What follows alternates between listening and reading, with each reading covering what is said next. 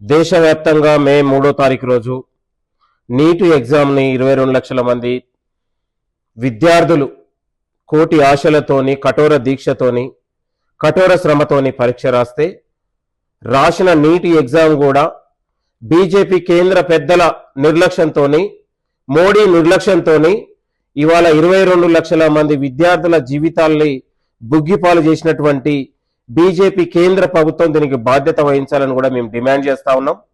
ఈరోజు రాజస్థాన్ కేంద్రంగా ఇప్పటికీ ఇదే లాస్ట్ ఇయర్ కూడా నీట్ ఎగ్జామ్కు ఇవాళ లీకేజీకి పాల్పడినా కూడా ఇవాళ ఎన్టీఏని పూర్తిగా ప్రక్షాళన చేయకుండా విద్యార్థుల జీవితాలతోని ఈరోజు బీజేపీ నరేంద్ర మోడీ ప్రభుత్వం చెలగాట మారుతుందనడానికి ఇది ఒక నిదర్శనం అని కూడా మేము కోరుతా ఉన్నాం. నీట్ లీకేజీ వెనక కేంద్ర ప్రభుత్వ పెద్దల హస్తం ఉంది. దీని వెనక ఉన్నటువంటి అనేక అక్రమార్కులు లక్షల కోట్ల రూపాయల దండుకొని ఇవాళ అనేక మంది విద్యార్థుల జీవితాలతో చెలగాటం ఆడుతా ఉన్నారు. ఇవాళ 22 లక్షల మంది విద్యార్థుల జీవితాలకు నరేంద్ర మోడీ గారు సమాధానం చెప్పాలి, అమిత్ షా గారు సమాధానం చెప్పాలని కూడా డిమాండ్ చేస్తా ఉన్నాం. ఈ నీట్ లీకేజీ వ్యవహారం బయటపడేంత వరకు 22 లక్షల మంది యువత పక్షాన విద్యార్థుల పక్షాన కాంగ్రెస్ పార్టీ అగ్రభాగాన పోరాడుతా ఉంది. పదే పదే లీకేజీలకు పాల్పడుతున్నా ఎందుకు ఈ కేంద్ర ప్రభుత్వం నిర్లక్ష్యం వహిస్తా ఉంది? ఎందుకు ఒక అత్యంత పారదర్శకంగా పరీక్షలు నిర్వహణలో ఎందుకు విఫలమవుతుందని నరేంద్ర మోడీ గారు చెప్పాలి. ఇవాళ అక్రమార్కులు లీకేజీకి పాల్పడుతున్నా ఎందుకు ఎన్టీఏని ఎందుకు ప్రక్షాళన చేయట్లేదని కూడా నరేంద్ర మోడీ గారు ఈరోజు సమాధానం చెప్పాలని కూడా మేము కోరుతా ఉన్నాం.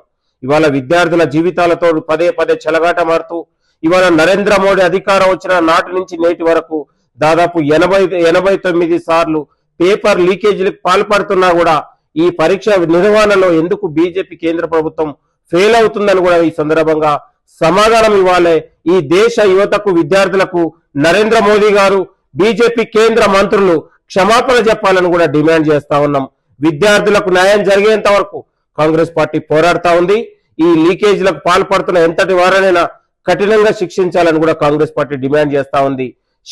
షేమ్ ఇది ఈ యొక్క ప్రజాస్వామ్య భారతదేశంలో విద్యార్థులకు పరీక్షలు లీకేజీకి పాల్పడడం అనేది నరేంద్ర మోడీ ప్రభుత్వం ఇది ఒక సిగ్గుచేటు ప్రభుత్వంగా ఇవాళ ప్రజలకు జవాబుదారీ ప్రజలకు క్షమాపణ చెప్పాలని డిమాండ్ చేస్తా ఉన్నాం. విద్యార్థులకు న్యాయం జరిగేంత వరకు 22 లక్షల మంది విద్యార్థుల పక్షాన కాంగ్రెస్ పార్టీ పోరాడుతా ఉంది. వాళ్లకు న్యాయం జరిగేంత వరకు అండగా ఉంటుందని కూడా కోరుతా ఉన్నాం.